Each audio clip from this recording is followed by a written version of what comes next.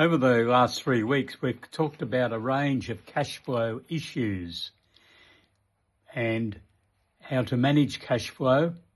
And this week we want to look at improving your cash flow in your clients' businesses.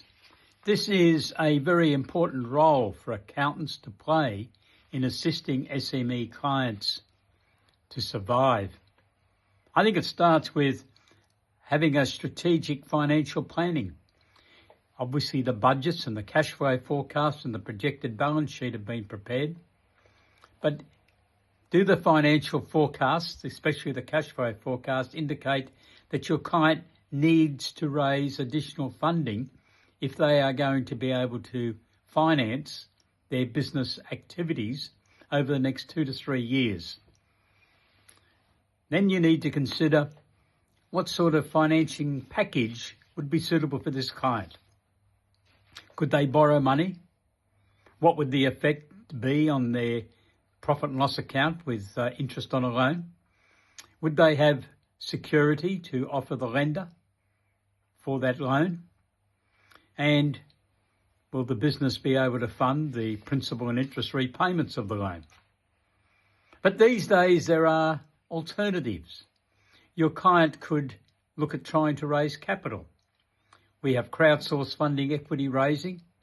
As long as your client's turnover is under $25 million annually on an international basis, and the gross value of assets is less than $25 million, and the company is not listed on a stock exchange anywhere in the world.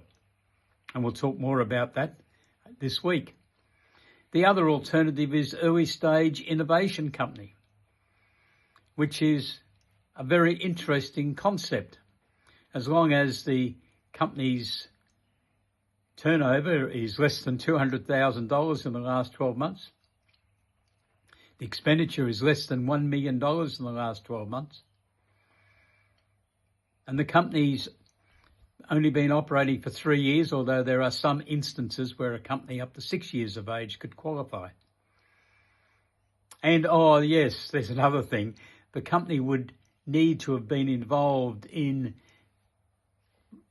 research and development type activities, looking at developing new products, processes or services. So they've got to be undertaking those sorts of things. Now, they don't directly raise capital through this process, but what they're able to do is to reach a certain status as being an early stage innovation company and then raise capital from investors. And the investors receive a significant taxation benefit. We're going to talk about all of these this week. Have a great week. Goodbye.